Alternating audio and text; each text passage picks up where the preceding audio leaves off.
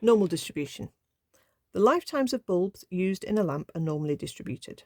A company X sells bulbs with a mean lifetime of 850 hours and a standard deviation of 50.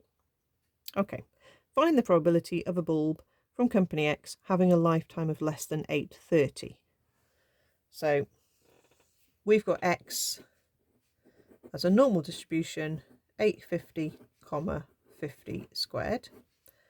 We want the probability of X being less than 830. So this is just an NCD question. 850 in the centre, 830 on the lower side, and we want to be below 830. So we have got a lower that we can put in as big negative, normally, if you have a missing number at the bottom. So big negative going in there. The upper end of the area is 830. We're going to change our sigma to 50 and our mu to 850. Make sure you put them in the right way around for your calculator. So that gives me 0.3446. Okay. In a box of 500 bulbs from company X, find the expected number having a lifetime of less than 830. Okay, so this is not a binomial. We're not wanting to work out the probability of a particular number of bulbs lasting 830. It's saying how many would we expect to last less than 830. So if you think about that previous answer as being about 34.46% chance, then we can say that it's 34.46% of bulbs would last less than 830. Therefore, we want 34.46% of 500 that are in this delivery. Okay, so we want to say 0.3446 times 500. So whenever you're doing a percentage of something, you just think of it as the decimal and times it by your quantity.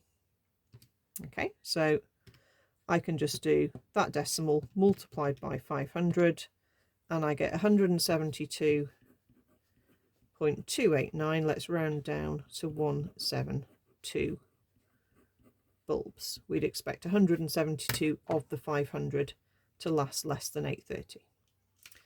Okay, there's a part C and a part D. So let's just have a look at those. A rival company, Y, sells bulbs with a mean of 860, and 20% of these bulbs have a lifetime of less than 818. Find the standard deviation of the lifetimes of bulbs. Okay, so this one is a little bit more tricky because you've got to think about what it's telling you and put it into an equation. So Y is normal, 860, but we don't know sigma. We know that 20% last less than 818. So we've got 860 in the middle, and we've got 818 somewhere near the lower end, and we know that that is 20%.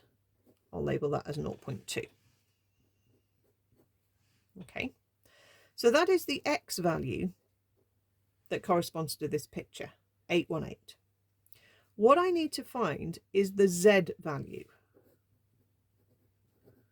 The Z value that would also be at 20% of the way through the data. And remember, your Z distribution is your standard normal distribution that is centered at 0 and has a standard deviation of 1. So we're going to pretend that this is the picture, but we're using 0 in the middle and we're trying to work out the Z value here. Okay. So we're going to work out this value by using inverse normal. So we always use inverse normal when we're finding a value. The area to the left of the line is 0.2. And notice it comes up immediately as the standard normal distribution. That's its default setting. So if I just press equals, I will get that my Z value is negative 0.8416. That's fine. It can be negative because it's below the 0. Okay, 0 in the center. Then what we do is we use a formula, z equals x minus mu over sigma. Okay, and this mu and sigma are for the x distribution. So we know the z, so we know it's minus 0.8416 for the z. We know the x is 818. We know that the mu for x is 860. What we don't know is sigma, and we can solve that equation now to work out the sigma.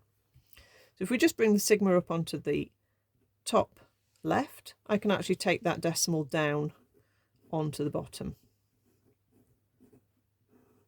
So it's just a straight swap to work out sigma. So I want 818, take away 860, divided by negative 0.8416. Obviously the top will be negative when the subtraction happens. So we end up with sigma as 49.9. Okay, we'll just leave it with one decimal place. So then it says both companies sell the bulbs for the same price. State which company you would recommend, give reasons for your answer. So let's just write down the two information statements so we can see them both on the same page. So from the previous page, the start of the example, x was 850, 50 squared. Now we've got y, which is 860, 49.9 squared. So basically the standard deviations are virtually the same. So I'm not worrying about the difference in the standard deviation, but why they last a bit longer. Okay, so realistically, I would recommend using y as it has